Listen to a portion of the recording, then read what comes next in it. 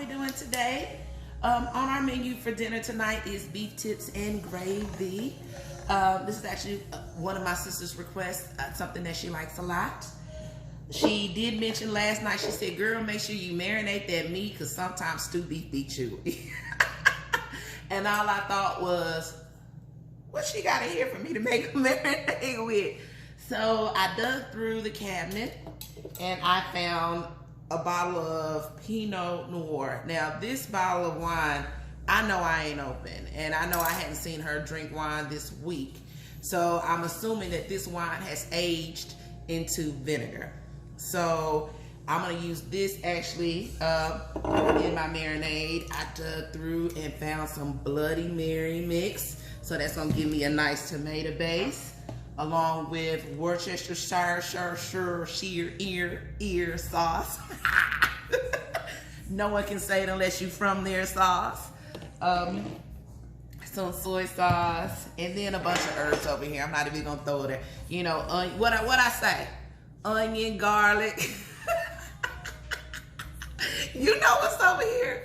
Onions, garlic, cumin, parsley, rosemary, of course, a bay leaf. And I've got marjoram. I need to go dig through the oregano. I always, when I grab margarine, I grab oregano. Those two to me go together like, I don't know, oil and vinegar. They balance each other's flavors out. What's up? No. Oh, okay. Saying hey to my baby. So, y'all know I don't measure. A little bit of this red wine. Ooh, it smells good though. Smell like vinegar. It smell aged. Little red wine. Y'all know I don't measure jack. I do when I'm baking. Like, people be asking me that, what you put in, and I'm like, all right, I'm gonna give you a list.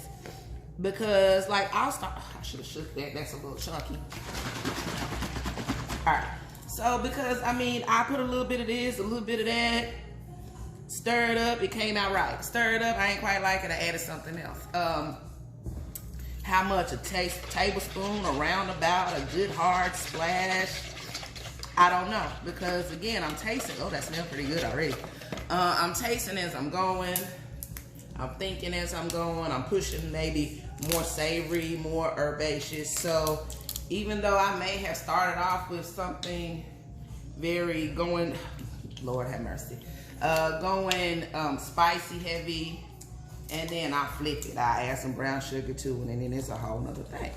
So, what's this?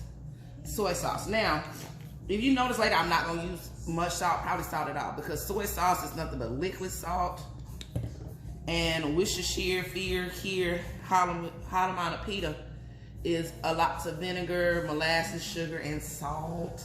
So when you're doing stuff like this, go easy on the salt. Like, salt sneaks up on black people. Like, salt gotta be like our kryptonite. We don't know how to avoid it. You probably got Lowry seasoning salt in your cabinet. You probably got Dale's. You probably got this seasoned salt and this seasoned salt. And let me tell you something, all of those seasoned salts, along with the natural sodium in the food, is probably where you're coming into a lot of your problems. You know what I'm saying? Like, you be like, God, I'm trying to cut it out my diet. But God, dog, where all this salt coming from? A lot of it is coming from your spice blends. It's coming from that packet of gravy that you opened up and just added water to. It's coming from the preservatives. It's just a lot of hidden sodium in food. You see, you see how this is going with these spices, like smidgen of this, smidgen of that.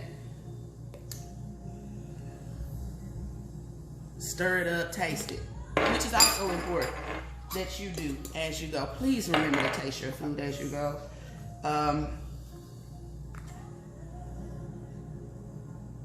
Only because you don't want to get all the way to the end and be surprised that it's salty too. If you can catch something early enough, you know, you can start over.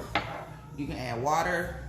You can add maybe sweetness, honey, something to balance out that saltiness. Sometimes cream, something to push it back from just way too much. That's onion powder. So, but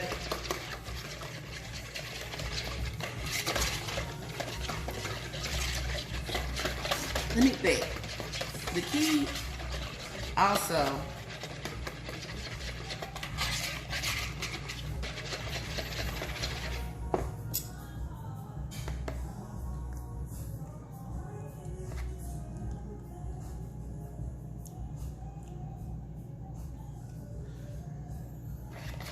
the one thing too, if your marinade tastes good, your meat gonna taste good. I want a little bit more of this. See how when y'all ask, measure the second time, I gotta put tomato sauce in. I want a little more tomato. But oh, this is one of those things I gotta come back around to culinary school. This is one of those things that it was the benefit of culinary school. Is that not really worrying about recipes or how to measure that. Don't get me wrong, we used recipes a lot. But their recipe was more of a guide than an actual, you know, like an outline, than a hardcore rule, except for in the baking lab. I'll say it over and over. Pastry arts is the one hard science. Even garde manger you can play with, but pastry arts is the one hard science. You gotta follow that recipe. Quit playing with God and do what it say. But culinary school taught you to think, create, understand flavors, mix and match, and just think like a chef. Like that is the most important thing. If you can't get anything out of culinary school, is to learn how to think like a chef. But here we are. I've got it all done. My savory beef marinade for some beef tips and gravy. Oh yeah, that's it. That's gonna do its thing. Made with a little bit of Bloody Mary mix, some aged red wine. This is Pinot Noir. This is my sister's. My sister loves Pinot Noir. Actually, I love making a red wine, anything with red meat. Worcestershire sauce. I'm not even gonna mess it up for y'all again. Soy sauce, which is liquid salt. I can't say it again, liquid salt. Marjoram, parsley, rosemary, thyme, cumin, garlic, onion, and you know what's finna go in here last? The quintessential bay leaf. Cause even though I said everything that boiled gets a bay leaf, but you know what? Everything that marinades gets a bay leaf too. All right, this beef, actually I pulled it out last night and it still got a little bit of ice action to it. But I'm going to make sure that it is all coated and pushed down in there. Y'all wondering why I did a whole bowl of marinade. It's about 2 pounds of stew meat. And I'm gonna let this come together. Make sure everything's nice and coated. And I'm gonna probably set this back in the refrigerator just because, you know, proper thawing and blah, blah, blah, sanitation even at home. But before I get ready to cook dinner, I'm thinking it's going to be about 6 o'clock. And it's a little after lunch now. So, as this finishes defrosting, I know, what am I doing? I'm beating it. And actually that action is gonna help tender it a little bit too. But anyway, so I'm gonna pull this out of the refrigerator probably 45 minutes to an hour before I cook it, just to let that temperature. I do that with all red meat. I let it come to about I think it's called resting at the table, especially when you're cooking steaks. I don't pull a steak straight from the refrigerator right on the grill. Not at all. Like, I pull it out, let it come to temp, let the temp settle a little bit, and then I sear it. Just because it helps cook it a wee bit faster.